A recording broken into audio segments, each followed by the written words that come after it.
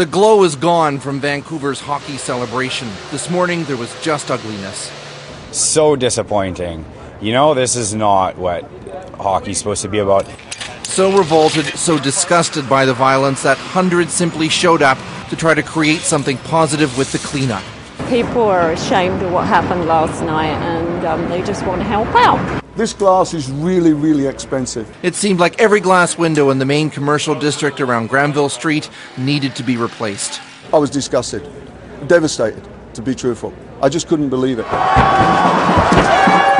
What had been a sober, sullen night with the Canucks losing degenerated suddenly at the end of the game. A car was flipped, then burned, and the riot was underway.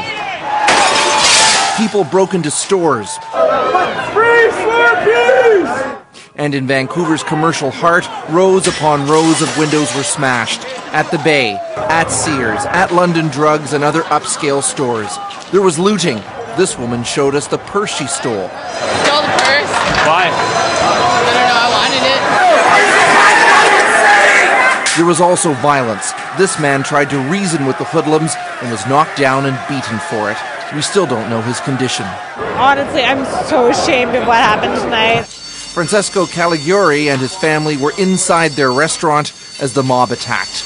And they just kept coming at us more and more, so we went inside and then they started throwing anything they could find at us. Today, along with the cleanup, came the inevitable scrutiny of the actions of the city and of the police.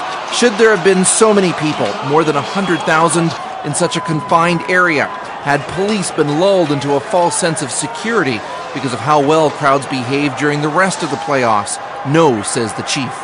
When there's a large number of criminals and anarchists that have a common purpose and intent to break the law, it's very difficult to stop that. You don't burn a car unless you come to the event with incendiary devices and accelerants. The mayor and the premier visited the damaged area today. They too fingered anarchists, and the mayor said the city will host more big street parties.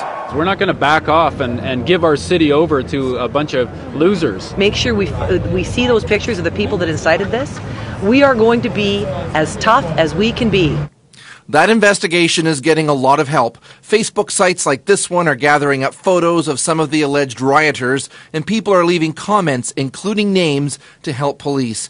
Indeed, this guy, who we caught on camera trashing that very first car, even boasted about his exploits on the internet, punched a pig in the head, burnt some cop cars, he wrote. Meanwhile, at the Bay's plywooded over windows, people seemed desperate today to change the narrative from the riot to something much more positive. I said real fans don't do this, and the real fans clean up the city.